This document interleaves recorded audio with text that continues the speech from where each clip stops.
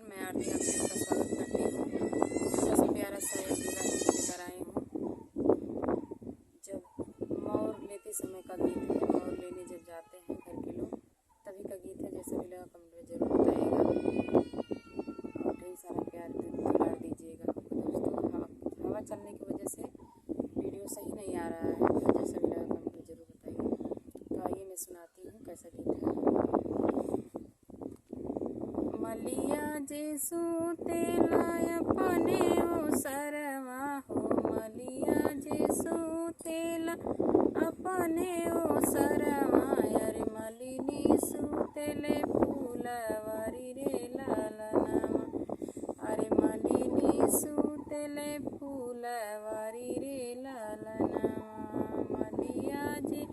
सूतला अपने ओ सरवा, अरे मलिनी सूतेले फूलवारी रे लालनामा,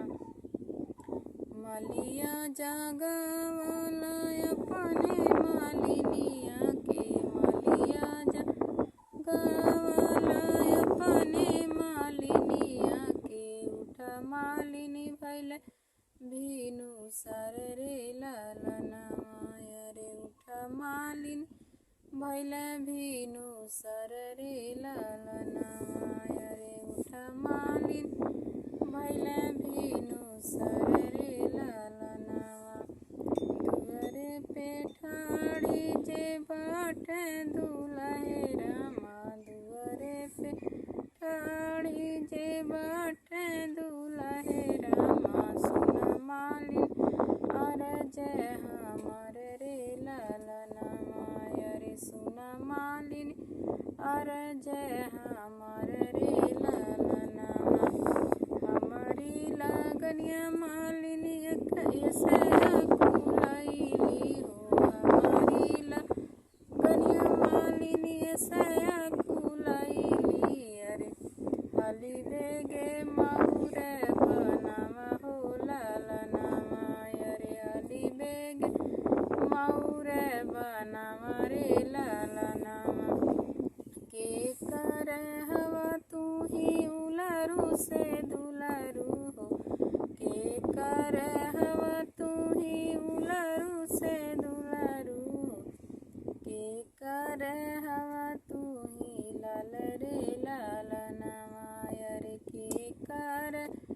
हवा तू ही लाल रे लालनामा, राजा दशरथ जी के उलरू से दुलरू हो, राजा दशरथ जी के उलरू से दुलरू, अरे नहीं कहाई हम लाल रे लालनामा, अरे नहीं के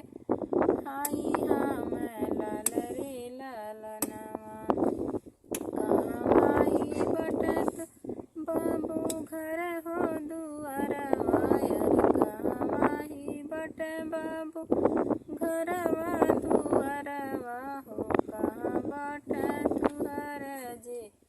देश रे लालनामा, अरे कहाँ बाट तुहर जे देश रे लालनामा, तरही बट हमरे कहाँ बाट तुहर जे देश रे लालनामा।